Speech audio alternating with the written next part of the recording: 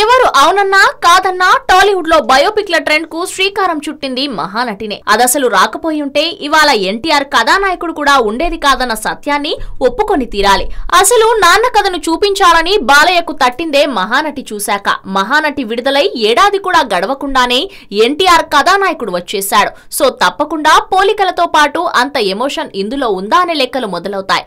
Savitri ఎన్టీఆర్లకు image విషయంలో వ్యక్తిత్వంలో చాలా వ్యత్యాసాలు ఉన్నప్పటికీ ఇద్దరు ఒకే తరానికి చెందిన తారలు కాబట్టి ఇప్పుడు వృద్ధాప్యంలో ఉన్న వాళ్ళు అప్పుడు యువతి యువకులుగా వీళ్లను ఆరాధించిన వాళ్ళు ఖచ్చితంగా రెండు సరిపోల్చుకుంటారు. అలా చూసుకుంటే మహానటి కథానాయకుడు రెండిట్లో ఏది బాగా మెప్పించింది అనే చర్చ రావచ్చు.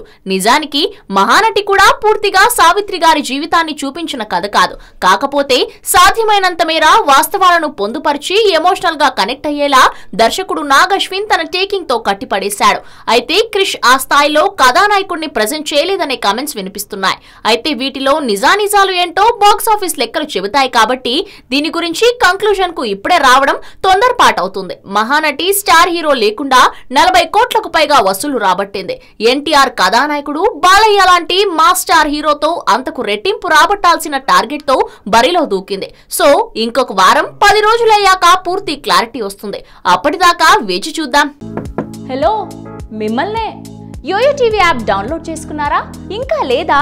మీ యాప్ స్టోర్ కి వెళ్ళి వెంటనే డౌన్లోడ్ చేసుకోండి.